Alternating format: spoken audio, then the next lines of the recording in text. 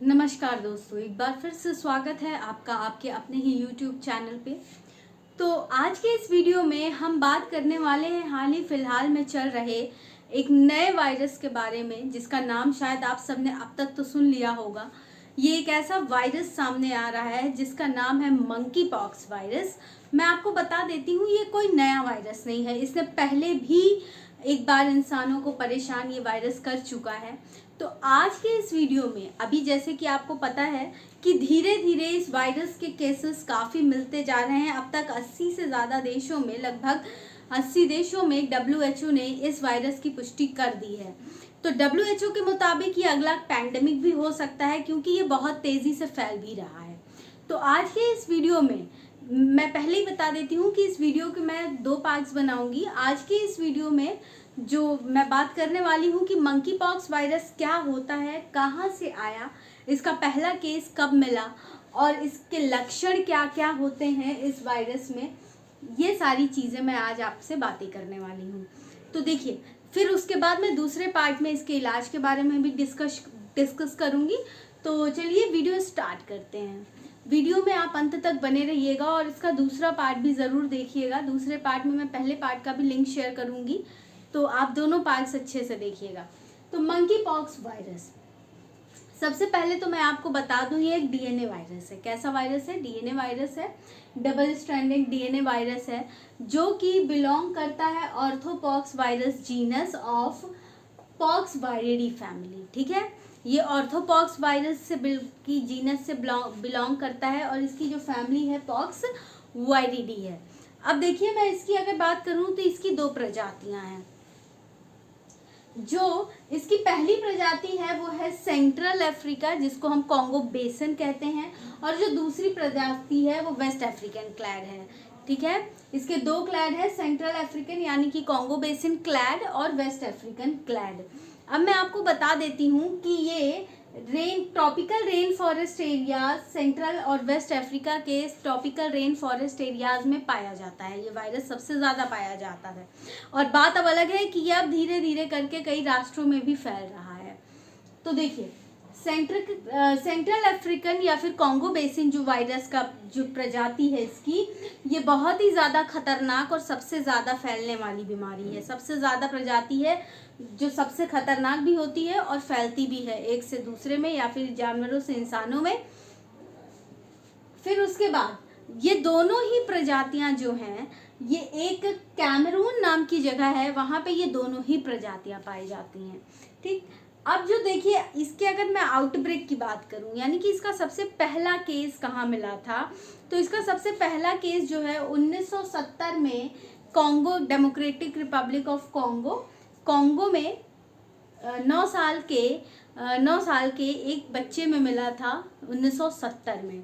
उसके बाद ये धीरे धीरे आज 2022 तक में भी इसके केसेस सामने आते ही जा रहे हैं। इसकी मैं अगर ट्रांसमिशन की बात करूं तो ये फैलता कैसे है, तो ये एक जूनोटिक डिसीज़ है। जूनोटिक डिसीज़ क्या होता है? जो कि जानवरों से इंसानों में फैलता है। जानवरों से कैसे? इसमें बेसिकली बंदर से या फिर चूहों से या फिर चूहों जैसे दिखने वाली, आपने गिलहरी जैसे दिखने वाले छोटे छोटे चूहों से ये बीमारियां तेज़ी से फैलती हैं। आगे भी मैं इसके बारे में बताऊंगी। तो पहले मैंने बताया ये एक जूनोटिक डिसीज़ है जो कि जानवरों से इंसानों में होती है। अब देखिए, ये इंसानों से इंसानों में भी होती है।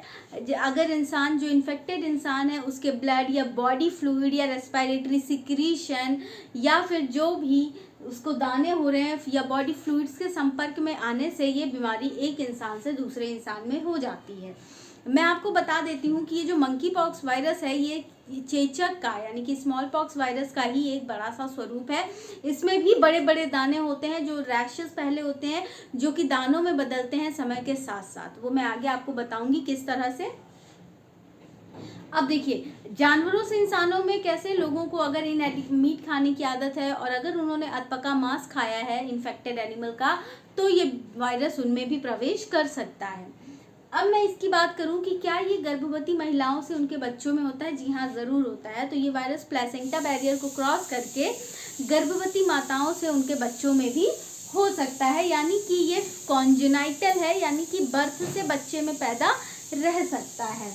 अब मैं इसके साइंस और सिम्टम्स की अगर मैं बात करूं तो इसमें कैसे कैसे लक्षण सामने आते हैं। तो देखिए, अगर मैं लक्षण की बात करूं तो इस वायरस का जो वैसे इंक्यूबेशन पीरियड वो जनरली होता है 6 से 13 दिन।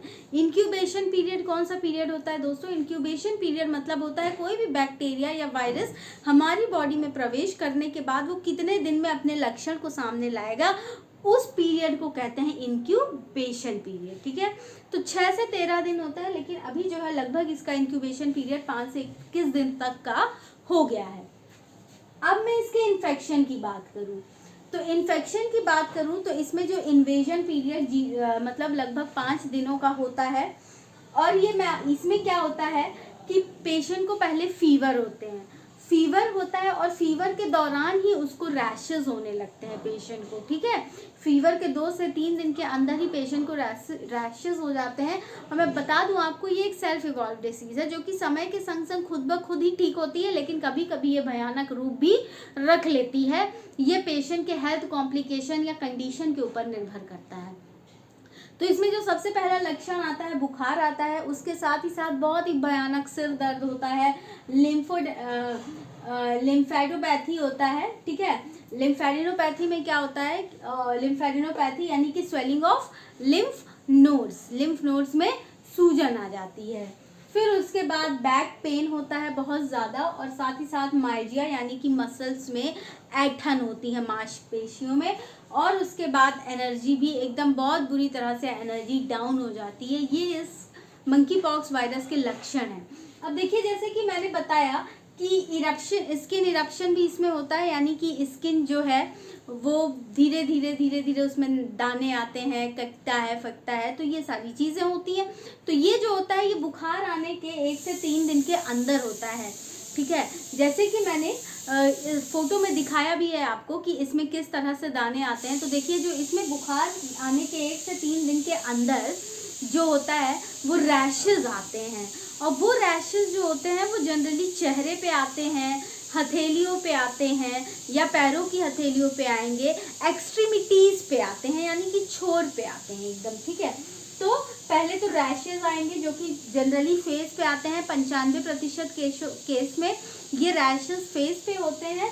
फिर उसके बाद हाथों की हथेलियों पर, पैरों के तलवों में भी रैशेज हो सकते हैं, और ये 75% केसेस में ऐसा होता है।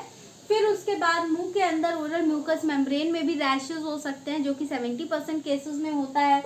जेनाइटल्स में भी हो सकते हैं रैशेज, 30% केसेस में ऐसा होता है। आंखों में भी, आंखों के आसपास या आंखों के अंदर जलन टाइप की हो सकती है, 20% केसेस में ऐसा भी होता है। और धीरे धीरे ये रैशेज विकसित होते हैं। कैसे विकसित होंगे? देखिए, पहले रैशेज मैक्यूल्स का फॉर्म लेंगे। मैक्यूल्स का मतलब क्या होता है कि ऐसे आपकी जो स्किन है इससे सरफेस से थोड़ा सा उभरा हुआ फ्लैट टाइप का दाना आपको लगेगा। फिर धीरे धीरे पैप्यूल्स बनेंगे, यानी कि जो अभी तक फ्लैट दानों जैसा सिर्फ उभार आपको लग रहा था, अब वो थोड़ा सा बड़ा होगा। और फिर उसके बाद वेसाइकल्स, यानी कि उन दानों में कुछ लिक्विड भरेगा, ऐसा लगेगा आपको कि कुछ लिक्विड भरा हुआ है। फिर उसमें वो इवोल्यूशन के आगे फेज यानी कि पस्ट्यूल्स बनेंगे। पस्ट्यूल्स मतलब क्या? वेसिकल्स जिसमें लिक्विड भरा था उसमें पस भरा हुआ सा लगेगा। ठीक है, पीला रंग का फ्लूइड। फिर उसके बाद उसमें क्या होंगे? क्रस्ट होंगे, यानी कि वो दाना फूटेगा, उसमें से लिक्विड निकलेगा, तो स्किन आपकी अलग सी दिखेगी। तो ये मंकी पॉक्स वायरस में कुछ चीज़ें होती हैं।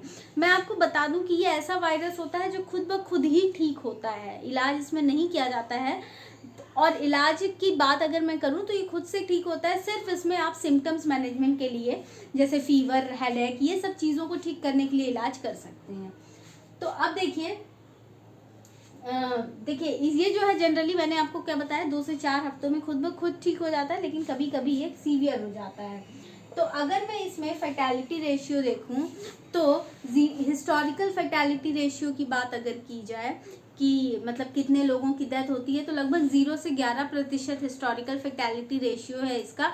और वो भी जो 0 से 11% है वो बच्चों में है, क्योंकि बच्चों का इम्यून सिस्टम थोड़ा सा उतना स्ट्रांग नहीं हो पाता है। फिर उसके बाद अगर मैं आज की बात करूं तो इसका जो फैटेलिटी रेशियो है वो 3 से 6% है। ठीक है, अब देखिए, अगर इसका इलाज ना किया गया तो ये सेकेंडरी इन्फेक्शंस में तब्दील हो जाता है, यानी कि सेप्सिस, ब्लड में इन्फेक्शन, सेप्सिस वाली कंडीशन, और एंसेफेलाइटिस यानी कि ब्रेन में इन्फेक्शन हो सकता है, और साथ ही साथ लॉस ऑफ विजन भी हो सकता है, आंखों की रोशनी भी जा सकती है। ठीक है, अब देखिए इसमें से ये सारी चीज़ें जो है मैंने आपको बताई, सिम्टम्स वगैरह। तो देखिए, अब अगर मैं इसकी बात करूं कि कौन से जानवर, तो देखिए पहला तो मंकी है, फिर चूहा है, डॉर्माइस जिसको आप कहते हैं, जो घर में रहने वाले चूहे होते हैं छोटे छोटे, और साथ ही साथ जो स्क्वायरल्स होती हैं, यानी कि गिलहरियां जो होती हैं पेड़ पे रहती हैं, रोप स्क्वायरल्स या ट्री स्क्वायरल्स, या फिर नॉन ह्यूमन प्राइमेट्स, बंदर जिसको हमने कहा, ये सारी चीज़ें, ये सारे कुछ एनिमल्स हैं जिनकी वजह से ये बीमारी एनिमल्स टू ह्यूमन में ट्रांसफ़र हो रही है, जिसको हम कहते हैं जूनोटिक डिसीज़। ठीक है, तो दोस्तों ये था आज के इस वीडियो में, सिर्फ मैंने लक्षण, कारण और क्या होता है ये सारी बातें की, कैसे होता है। तो अब आगे के वीडियो में मैं इसका प्रिवेंशन और इलाज के बारे में भी बात करूंगी। तो उम्मीद करती हूँ ये वीडियो आपको पसंद आया होगा। पसंद आया है तो प्लीज़ लाइक कर दीजिए और हमारे चैनल को सब्सक्राइब ज़रूर कीजिएगा। आगे भी मैं ऐसी ही जानकारियाँ आपको देती रहूँगी। और यूट्यूब पे हमारा एक और चैनल है 10 डायरेक्शन न्यूज़ के नाम से, जिसका लिंक मैं डिस्क्रिप्शन में शेयर कर रही हूँ। प्लीज़ आप हमारे उस चैनल को भी सब्सक्राइब कर दीजिएगा। चलिए अब मिलते हैं इसी मंकी पॉक्स वायरस के वीडियो के दूसरे पार्ट में। Thank you very much.